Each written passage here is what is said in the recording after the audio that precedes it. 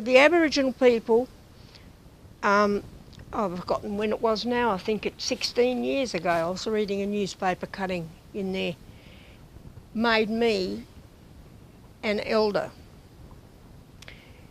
And at the time, I was only the second white woman in the history of Western Australia to be made an Aboriginal elder.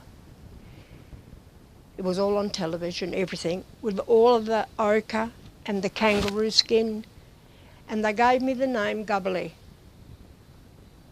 which was Daisy Bates's name, only they say Kabarli. They read it Kabarli, but really the pronunciation is Kabarli, and it means grandmother, because they say I'm like a grandmother. I know more about them than they know about themselves, is what they say. So Daisy Bates is really, I know a lot of people say some of her stuff is wrong, but they say that about me too. And how can you be 100% right all the time? It depends who wrote. You're only as good as the person who wrote it down in the first place. And you know, so many people couldn't read or write.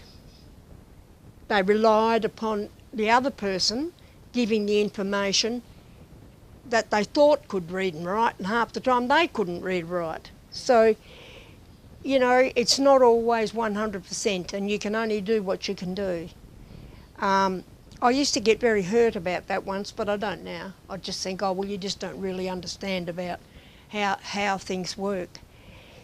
But to enable me to read Daisy Bates's family trees, I had to learn to read the language.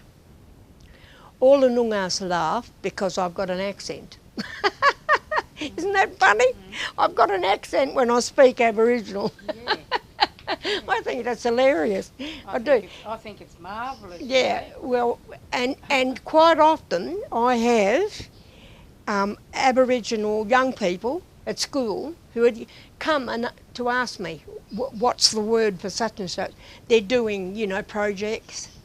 At the moment I've got someone doing a course, an adult, doing a course in aged care, and they're doing an Aboriginal aspect to their study, and they want to know the meaning of certain words. Yes. So, but that's pretty broad, isn't it? Because it's, you know, there's many different dialects.